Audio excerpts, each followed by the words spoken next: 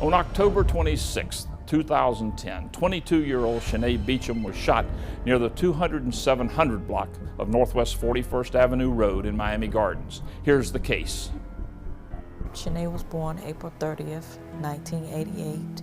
Shanae was always very short in stature, but like a giant in her own right. Shanae was always the life of the party, always energetic, always wanting to make you happy, and she was an outgoing person. She was very active, very active. She didn't act her age, you know what I'm saying? She was in her 20s, but still she had a lot of play in her. She always liked to tease and joke. She would come up behind me if I'm doing something, she's, you know, like touch me. And I said, don't do that to me, you know, I'm gonna have a heart attack. She lived with her mother and my grandmother, and every time I would come to visit, like every day, she was always happy, always in a good mood. Every time I came to the door, she'll see me at the back door and run to the door and open the door for me. She'd say, "Cousin, hey cousin, I missed you." She loved kids. Yeah, no matter how bad you felt, she would come in and you couldn't feel bad around her. And she loved people. She loved interacting with people, and she loved helping people. She would give you her last. She would get out of her bed to go and do a favor for anyone. She would open up and ask me, "Mommy, this young lady having a problem at her house.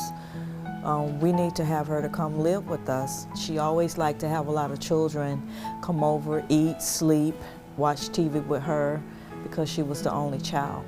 She was my best cousin, and every time she get her hair done, she would go in the bathroom and start taking pictures. She always bought me clothes, and I always wear them. Sometimes I wear her clothes, but then she won't like it, so I just have to take it off and wear my own clothes. She always take me every place. Every night she'll go out. I asked her, can she take me? She said, you are too little to go where I'm going. She said, you gotta stay with the little kids. She loved them to death. They were like sisters and brothers, you know. They all grew up in the same place together. They all were at my home. She was in cheerleading. She was always in plays.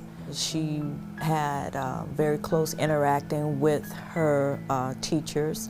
She told me she wanted to go to school for nursing so she could be my private duty nurse. I say, Shanae, you wouldn't even give me my medicine and stuff on time, and I'd be suffering for my medicine. No, Grandma, you would get everything. When I finish school, I will be your private duty nurse. I said, okay, we'll see when you get grown, we'll see. Yep, that was my Shanae. I love her with all of my heart, and I miss her so much, and it hurts me so, because she didn't deserve this at all. She loved everyone. She didn't want to make no enemies. She wanted to be loved, and she wanted to give love.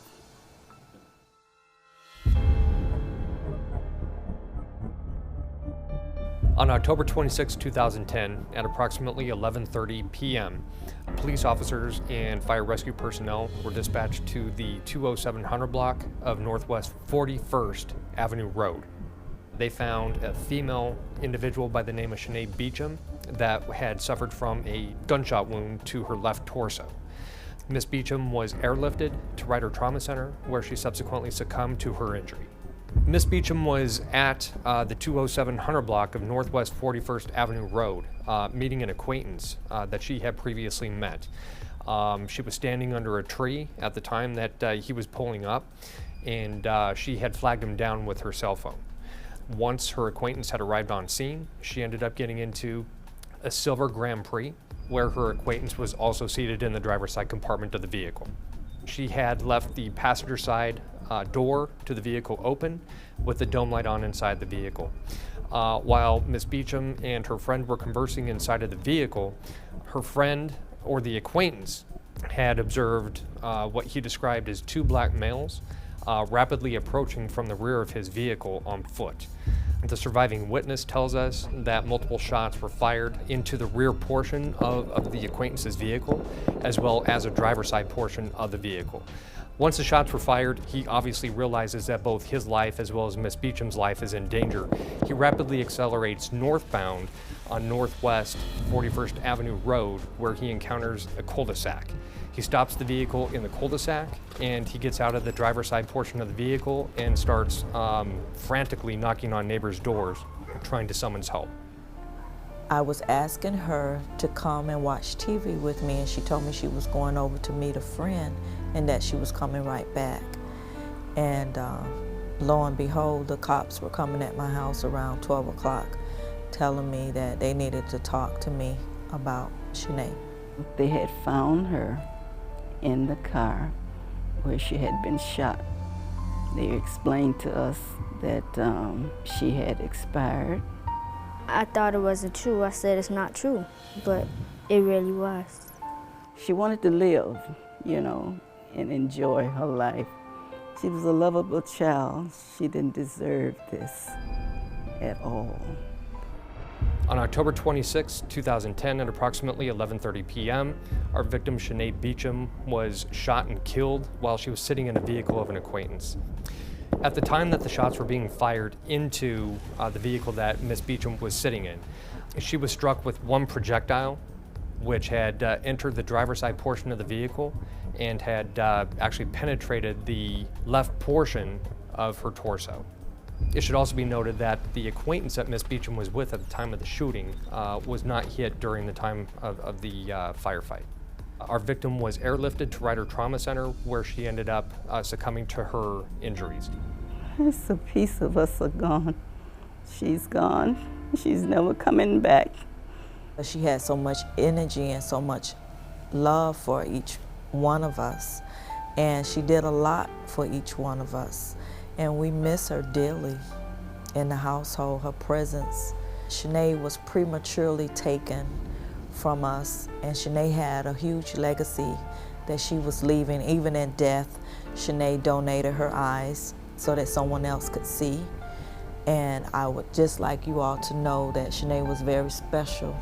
Shanae was the nicest, most pleasant person you would ever like to meet, and I couldn't imagine who would do something like this. So for anyone who knows anything, anyone who would like to disclose any information that would possibly help us, I would say, would you please bring forth any information that you'd like to disclose?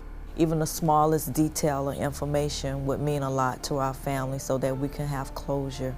At this point in time, we have no real motive as far as why Miss Beacham was killed, especially in this manner. It should be noted that this was a residential neighborhood. It was not well lit, and it's definitely a neighborhood that is one way in, one way out. So the people that live in that area are very familiar with what is going on.